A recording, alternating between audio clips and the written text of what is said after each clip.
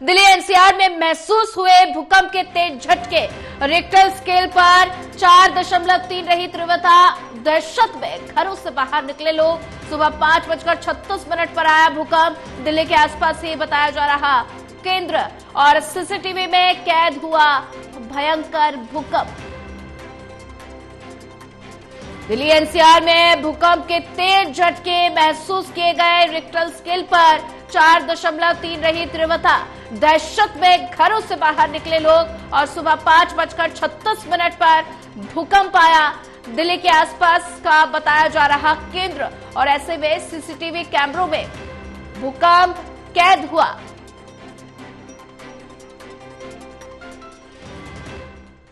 Delhi NCR में महसूस हुए भूकंप के तेज झटके। रिक्टर स्केल पर 4.3 रही तीव्रता और दहशत में घरों से बाहर लोग निकले और कुछ लोगों की नींद ही भूकंप के तेज झटकों से खुली। और ऐसे में अगर बात की जाए तो सुबह 5:36 पर भूकंप के झटके महसूस किए गए। दिल्ली के आसपास का केंद्र बताया जा रहा है और ऐसे में आप देख सकते हैं तस्वीरों में घर का पंखा किस तरह से हिल रहा है और दिल्ली एनसीआर में भूकंप के तेज झटके महसूस किए गए। दहशत में घरों से बाहर लोग निकले और सुबह 5:36 का समय जब भूकंप के तेज झटके महसूस किए गए। दिल्ली एनसीआर में महसूस हुए भूकंप के तेज झटके। रिक्टर स्केल पर 4.3 तीव्रता रही।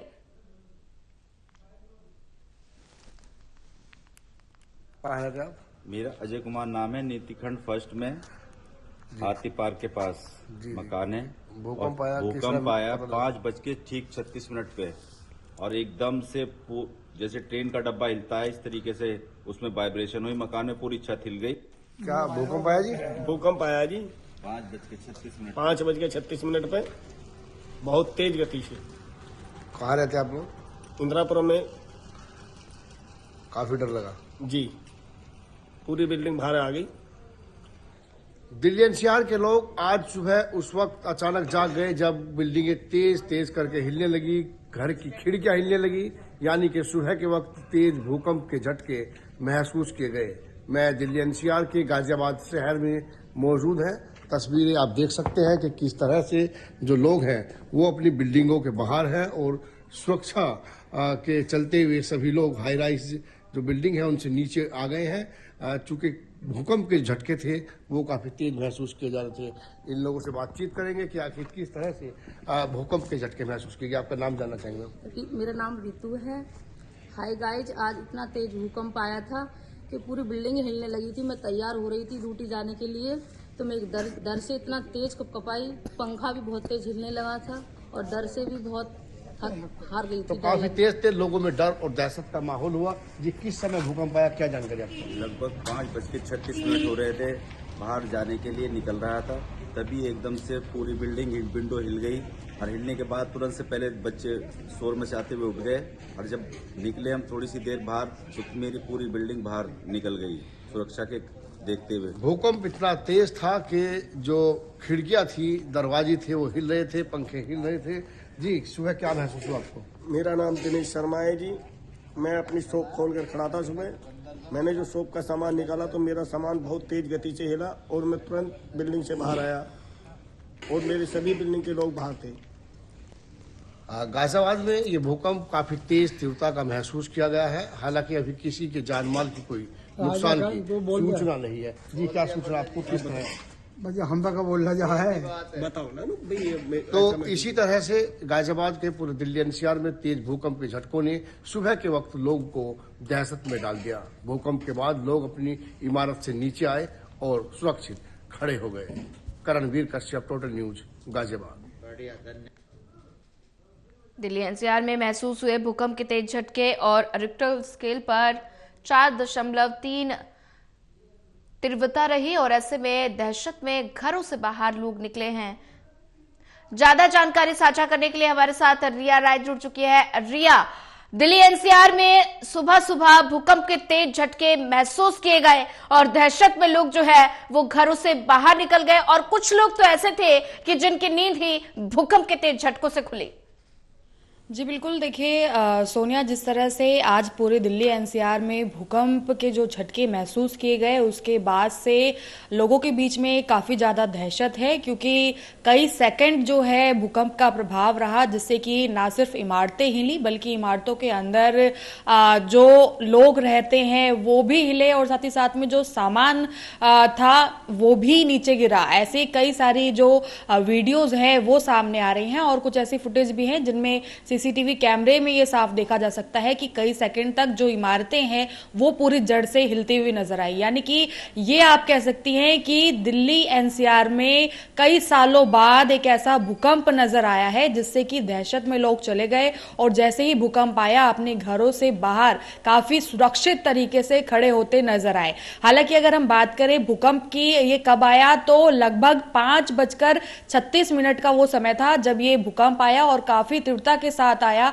और बताया जा रहा है कि कई सेकंड तक ये भूकंप रहा, जिसमें कि इसका जो केंद्र बिंदु है वो दिल्ली रहा और केंद्र बिंदु दिल्ली होने के नाते ये बताया जा रहा है कि दिल्ली से इसका धरती के साथ जो प्रभाव था वो काफी आसपास में था, यानी कि लगभग 5 किलोमीटर की गहराई थी। इस वजह से यही कारण है कि भूकंप का असर काफी ज्यादा दिल्ली एनसीआर के लोगों ने महसूस किया। हालांकि अगर इसके प्रभाव की बात करें तो दिल्ली एनसीआर में दिल्ली और इसके अलावा नोएडा और इसी के साथ साथ में गुरुग्राम, ऐसे कई सारे जो ये क्षेत्र है यहां पर भूकंप का जो कंपन है वो महसूस किया गया है। साथ ही साथ में क्योंकि लोग घरों से बाहर आए हैं और दहशत का एक तरह से आप कह सकती कि माहौल है, क्योंकि कई लोगों की जो नींद है वो सोनिया खासकर इस भूकंप की वजह से खुली और कुछ जो सामान है वीडियोज में वो भी देखे जा सकते हैं कि घर में इमारत हिलने की वजह से वो नीचे गिरे।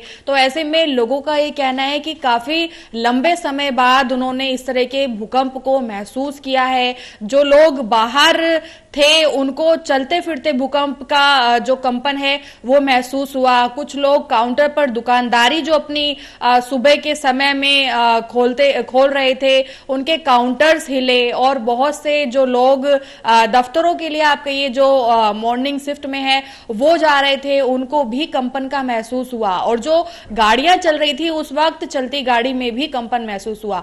यानी कि ये कहा जा सकता है कि दिल्ली एनसीआर में काफी लंबे समय के बाद इस तरह का जो भूकंप है वो नजर आया। लेकिन फिलहाल अब तक इस भूकंप के चलते किसी भी प्रकार के नुकसान की जो खबर है वो अभी तक सामने नहीं आई है और इस कंपन को लेकर सिर्फ आम जनता ही दहशत में नहीं है बल्कि राजनीतिक चेहरे जो हैं उनके माध्यम से भी एक्स पर पोस्ट करके ये बताया जा रहा है कि ये जो कंपन था, जो भूकंप था वो काफी भयंकर था। जिसमें अगर हम बात करें तो अभी कार्यवाहक आतिशी जो है आम आदमी पार्टी से, उन्होंने भी ट्वीट किया है और ये लिखा है कि काफी भयावह कंपन था और मैं आशा करती हूं कि सभी सुरक्षित होंगे। और उसी के साथ साथ में बीजेपी के नेता हैं गिरिराज सिंह, उन्होंने भी ट्वीट करते हुए ये लिखा है कि काफी ज्यादा जो भयंकर भूकंप था, आशा करते हैं कि सभी सुरक्षित होंगे। तो यानी कि इस भूकंप ने ना सिर्फ आम जनता बल्कि जो राजनीतिक चेहरे हैं उनकी भी नींदों को उड़ा दिया और सुबह की शुरुआत आज आप कह सकती हैं कि भूकंप से हुई है और ऐसा भूकंप दिल्ली एनसीआर में कई सालों बाद देखने को मिल रहा है। लेकिन सहूलियत की बात यह है कि अभी तक किसी भी तरह की नुकसान की जो खबर है इस भूकंप की वजह से नहीं आई है, क्योंकि देखिए इसकी तीव्रता जो है वो 4.3 मापी गई है, लेकिन फिर भी भूकंप जो है उसका कंपन जो है वो बहुत ज्यादा तेज था और सेंट्रल से लगभग धरती की जो गहराई थी वो 5 किलोमीटर थी और तेज होने के बावजूद भी फिलहाल कोई भी नुकसान की खबर अब तक नहीं मिली है। तो ऐसे में ये कहा जा सकता है कि दिल्ली एनसीआर के लोगों ने कई सालों बाद इतने भयंकर भूकंप को जरूर महसूस किया, लेकिन काफी सहूलियत की बात है कि किसी भी प्रकार की जो घटना है वो अब तक सामने नहीं आई है। बिल्कुल रिया, अगर बात की जाए तो सुबह 5:36 पर भूकंप के तेज झटके महसूस किए गए। तो ऐसे में अगर बात की जाए तो केंद्र क्या रहा? एपिक सेंटर दिल्ली बताया जा रहा है, लेकिन दिल्ली में कौन सा इलाका है जो केंद्र रहा? जी देखिए, अभी जो इसका केंद्र है वो दिल्ली ही बताया जा रहा है कि दिल्ली, और साथ ही साथ में धरती से लगभग 5 किलोमीटर की जो इसकी गहराई है और दिल्ली इसका सेंटर था। इसकी वजह से ही जो दिल्ली एनसीआर के आसपास के इलाके हैं वहां पर इसका कंपन ज्यादा महसूस किया गया।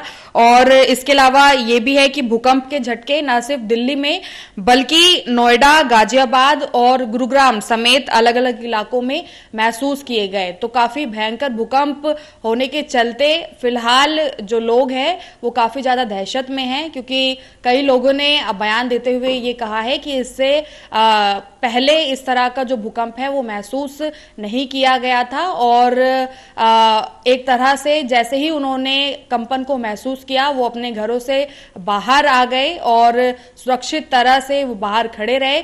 फिलहाल कई सेकंड का ये भूकंप था तो धरती में काफी ज्यादा कंपन हो रहा था और कुछ ऐसी सीसीटीवी फुटेज भी है जो सामने आई जिनमें कि साफ ये नजर आ रहा है कि जो इमारत है जो काफी मजबूत तरीके से बनी है वो भी काफी तेज हिल रही थी। तो ऐसे में ये आप जरूर कह सकती हैं कि एक दहशत वाली जो सुबह है वो भूकंप के चलते दिल्ली एनसीआर के लोगों ने आज देखी। और लेकिन फिलहाल किसी घटना के ना होने के कारण आप कह सकते हैं कि इससे काफी ज्यादा जो राहत है वो मिली, लेकिन फिर भी दहशत जो है वो अभी भी लोगों में बरकरार है। जी रिया, ज्यादा जानकारी साझा करने के लिए आपका धन्यवाद।